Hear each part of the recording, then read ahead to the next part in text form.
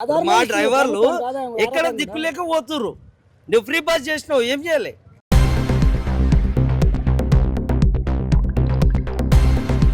కానీ ఈ రోజు మా పొట్ట కొడుతున్నావు నువ్వు, మేము ఇంకా ఎట్లా బతుకుతాం చెప్పు. రాష్ట్ర ప్రభుత్వం, కేంద్ర ప్రభుత్వం మా నుంచి తీసుకొని మాకే కదా చేస్తుంది. మాకు లేని పొల్యూషన్ నీకెందుకు? పొద్దులేసి రోడ్ల మీద ఉండేటోళ్ళు మేమే. అది కూడా మీ మీ ద్వారా ఆదాయం వచ్చింది కదా కంపెనీ ఆధారనే. మాకు ఎక్కడ దిక్కులేక పోతున్నాము. మా డ్రైవర్లు ఎక్కడ దిక్కులేక పోతుర్రు. నువ్వు ఫ్రీ పాస్ చేసినావు, ఏం చేయాలి? పబ్లిక్ లేరు రోడ్ మీద. ఏదో ర్యాపిడో ఏంటో వాడితే ఏమన్నా దొరుకుతాయని. కానీ మాకు తెలియదు కదా వాడు అంతా సంపాదిస్తాడని. ఇట్లాంటి సమస్యలు ఉన్నాయి కాబట్టి మీరు గిట ఆలోచన చేయండి. ఇప్పుడు ఆటో అప్పట్లో 1,50,000 ఉండేది, ఇప్పుడు 3,50,000 అయింది. 4,50,000. ఎలక్ట్రిక్ ఆటో 4,50,000, 60,000 సబ్సిడీ, 4 లక్షలు కట్టాలి. ఎడికెళ్ళి తెస్తాం? 4 లక్షల కొడ్డు ఎంత అవుతుంది? అప్పు తీసుకోవాల్సింది.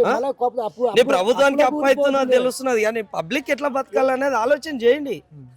ఇప్పుడు ఆటో అప్పట్లో అంత ఉండే, ఇప్పుడు ఇంత అయింది. మీకు డబుల్ బెడ్రూమ్ ఇండ్లు కానీ ఉన్నాయా? మాకన్నా ఇప్పటి వరకు నా ప్రూఫ్స్ ఇస్తా. నా ఓటర్ ఐడి ఇక్కడనే ఉంది, నేను ఇక్కడనే ఉంటున్నా. దాదాపు 15 సంవత్సరాలు అవుతుంది ఆటో స్టాండ్లో నడపబట్టి. నేను ఇంటర్ డిగ్రీ ఫస్ట్ ఇయర్ ఉన్నప్పటి నుంచే నడుపుతున్నా. ఈరోజు ఈ ఆటో యూనియన్ ప్రెసిడెంట్ నేనే. నిజాంపేట్ రాజీవ్ గృహకల్ప, ప్రగతి నగర్, జైంట్ రాజీవ్ గృహకల్ప నడుపుతా.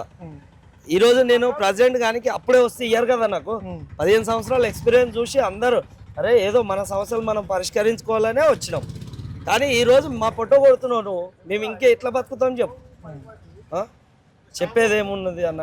ఒకటేనా, మాకు ఇల్లు లేవు, నా భార్య పిల్లలు, నేనే బతుకుతున్నా. రెంట్లు నాకు కావాలంటే ఫోన్పే స్క్రీన్ షాట్ చూపిస్తా. ప్రతి నెల 3,500 రూపాయలు రెంట్ కడతా, కరెంటు బిల్లు కడతా, వాటర్ బిల్ కడతా, అన్నీ కడతా. నా దగ్గర అన్నీ ఉన్నాయి ప్రూఫ్స్. డబుల్ బెడ్రూమ్ ఇస్తారన్న ఆశ పెట్టుకొని మళ్ళీ కట్టినాం, అన్నీ చేసినాం, అన్ని అప్లికేషన్లు పెట్టినాం. ఇప్పటి వరకు ఏది రాలేదు. అప్లికేషన్ పెట్టినా దాదాపు 15 సంవత్సరాల నుంచి నేను ఇదే ఫీల్డ్లో ఉన్నా. ఇన్నే రెంట్కుంటున్నాం. మా ఆటో యూనియన్లో దాదాపు ఒక 30 మందికి లేవు. సరే అడగండి ముఖ్యమంత్రి గారు. మాకు పనికొచ్చేది చేయండి, పనికొచ్చేది చేస్తే మేము గిట్ట సహకరిస్తాం, కష్టపడతాం. ప్రతిదీ మీరు మాకు ఏది కలిపియకున్నా సరే కానీ మా బతుకులు మమ్మల్ని బతకదీచేటట్టు చేస్తే బాగుంటుంది. ఇప్పుడు మేము ఎవరి మీద ఆధారపడకుండా మా ఆటోలు మేము నడుపుకుంటూ మా పిల్లలను మా పిల్లలను మేము పోషించుకుంటూ మేము బతుకుతున్నాం. ఇప్పుడు అది లేకుండా చేస్తున్నాం. మీరు మాకు సాయం చేయకుండా సరే కానీ మా కడుపు కొట్టి మా పనిని లాక్కుంటున్నాం.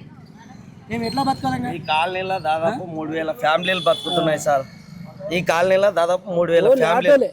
దాదాపు ఇది బస్తీ. ఇది రాజీవ్ గృహకల్ప అనేది రాజశేఖర్ రెడ్డి అప్పట్లో మాకు ఇచ్చిన ఇల్లులలో మేము రెంట్కుంటున్నాం. కొంతమంది కోనిళ్ళు ఉన్నాయి, కొంతమందికి లేవు. దాదాపు ఇప్పటి వరకు 15 సంవత్సరాల నుంచి కష్టపడుతున్నాం, ఇక్కడ ఉంటున్నాం. బ్లాక్ 10-15 ఆటోల ఫ్యామిలీలు ఉన్నారు. మొత్తం ఆటో ఓన్ డ్రైవర్ హౌస్ వాళ్ళు ఒక్కరు లేరు, అన్ని రెంట్లకే ఉన్నారు. మీరు కావాలంటే ఎంక్వైరీ, మొన్న సమగ్ర సర్వే చేసిరు కదా, మీ దగ్గర ఉంటుంది, లిస్ట్ ఓపెన్ చేయండి. ఎన్ని రూమ్లలో ఎంతమంది రెంట్లకు ఉంటున్నారు, ఏ ఫీల్డ్ అనేది మీరు ఒక్కసారి చూడండి. ఈ రాజీవ్ గృహకల్పల దాదాపు మినిమం అన్న 3,000 ఫ్యామిలీలలో 1,500 ఫ్యామిలీలు ఆటో డ్రైవర్, 1,500 మంది రెంట్లకు ఉన్నోళ్ళే ఉన్నారు. ఓన్ హౌస్ తక్కువ. మీరు ఒక్కసారి కావాలంటే మీరు చేసిన సర్వేలో మీకే తెలుస్తుంది, చూసుకోండి ఒకసారి. కాదు తప్పు అంటే ఇక్కడికి వచ్చి మా ముందు ఎంక్వైరీ చేయండి. మేము నిలబడి పిలిపిస్తాం. ప్రతి బ్లాక్ నుంచి 1,500 మంది ఆటో డ్రైవర్లు రెంట్లకు వండుకుంటూ కష్టపడుకుంటూ వాళ్ళ జీవనాధారం చూసుకొని బతుకుతారు. ఈరోజు నువ్వు వచ్చి ఏదో చేస్తా అంటే కాదు, అది కరెక్ట్ కాదు. మాకు ఇవ్వాల్సిన 12,000 పొల్యూషన్ తగ్గియాలంటే ఇప్పుడు పొల్యూషన్ తగ్గియాలంటే కరెక్ట్ ఆయన అన్న పాలసీ బాగానే ఉంది. కానీ ఎట్లా తగ్గియాలి? కంపెనీల నుంచి తగ్గించుకుంటూ రావాలి.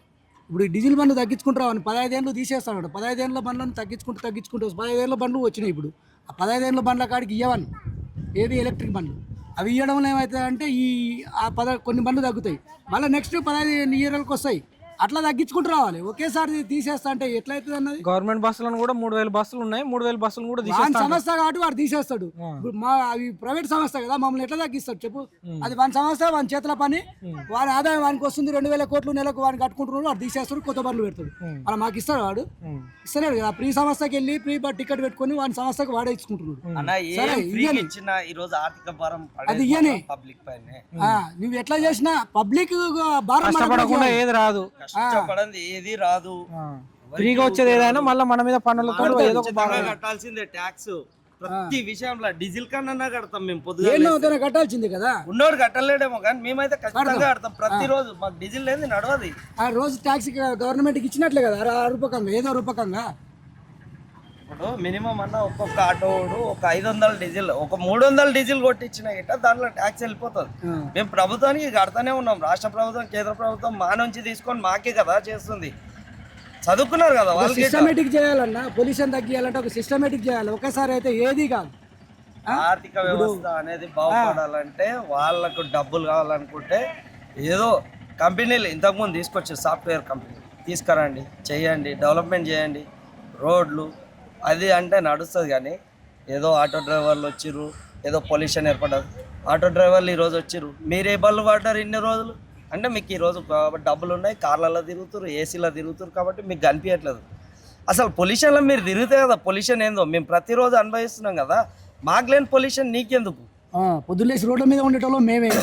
ఇప్పుడు మా పొట్ట కొట్టి మాకే పొల్యూషన్ ఉందంటే ఏసీలా పొద్దుగాల లేచినప్పటి నుంచి రాత్రి వరకు ఏసీలోనే ఉంటారు. మేము పొద్దుగాల 4 గంటలకు పోయినా ఇప్పుడు వచ్చిన 250 రూపాయలు చేసిన.